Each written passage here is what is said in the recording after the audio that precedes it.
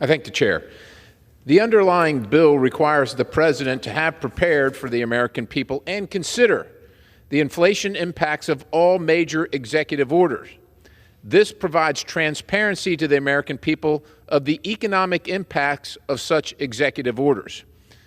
At the Rules Committee last night, the minority raised concerns that these requirements would apply to a limited number of circumstances.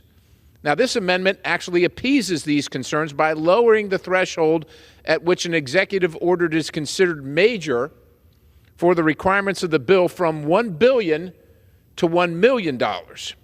This reduced threshold will ensure the president is required to assess the inflationary impacts of significantly more executive orders than the underlying bill would require, which actually increases the amount of transparency provided by this bill. I'm sure the minority would agree with increased transparency. They asked for it just last night. They asked for it just in the last debate over the last amendment. I'm sure we've all heard from our constituents about the impact of inflation. This amendment allows us to expand our efforts to address their concerns. And while some of my friends on the other side of the aisle might say, well, we need a different index or we need an additional index, here's what the American people don't need. They don't need some report of progress or you name whatever you want to name it. What they know is this. When they go to the store, everything they're buying costs more. It's unaffordable. When they go to the gas station, try and fill up their tank, it costs them more. When they go to the lumber yard, when they go to the bank, when they try and buy a new home, everything costs more. They don't need some index to tell them that the cost of living is going up and something is causing it. And one of the things is this, regardless of which party is in power in the executive branch, executive orders actually, well, maybe they would actually reduce the cost of inflation. We need to know that too. So we just want to know what the answer is regardless which way, and this amendment would provide for that. And with that, Mr. Chair, I reserve. The gentleman reserves.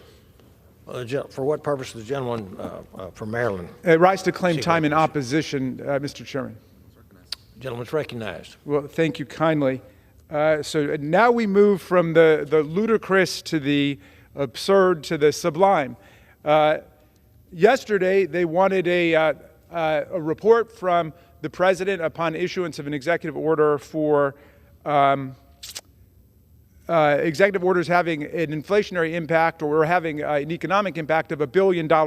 Today, they've cut that by, well, they've gone to 1/1000th of that. Now they want a report for every $1 million. The gentleman points out that I observed yesterday that it would apply only to a handful of executive orders, which is absolutely right. I wasn't arguing or I wasn't concerned, as he said, that it applies to too few cases. I was just reflecting about how silly the whole exercise was. They didn't even seem to understand how few executive orders it would apply to, just like they forgot to put into the legislation a requirement that it actually be published, something that was remedied yesterday in the Boebert Amendment. But in any event, now they want an inflationary estimate statement when there is an executive order that has $1 million economic impact, which by my quick calculation here is 3/100,000th of 1% of the $26 trillion U.S. economy. It's a fraction of the budget of the Oversight Committee itself. We may as well be saying we should register what the inflationary impact is of the majority and minority budgets in the Oversight Committee. So obviously this is an exercise in futility and silliness.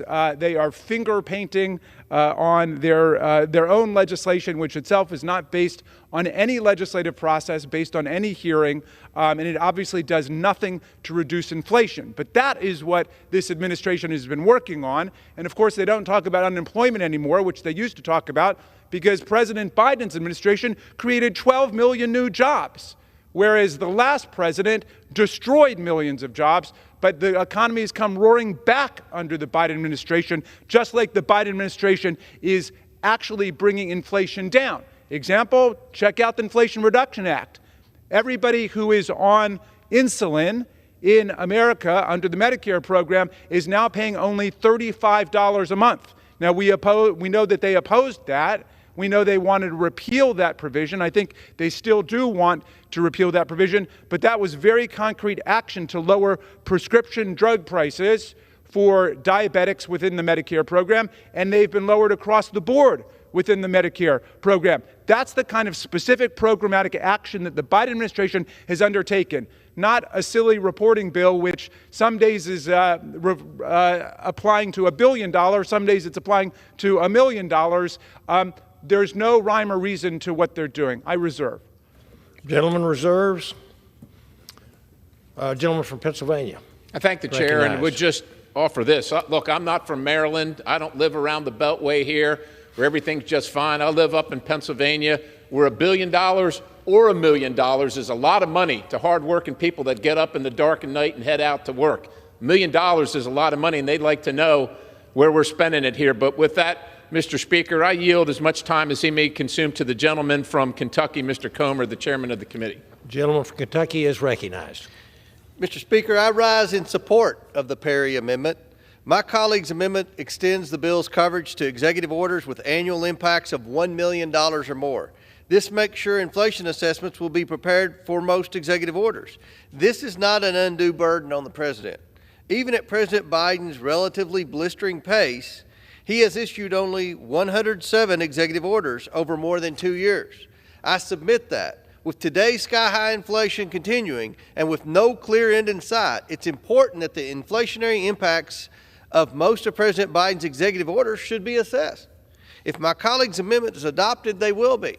I urge my colleagues to vote yes on this amendment, and I yield back the balance of my time. Mr. Chairman, I inquire to the time remaining. Gentleman from Pennsylvania has 2 minutes remaining. Gentleman reserves. And gentleman from Maryland has 2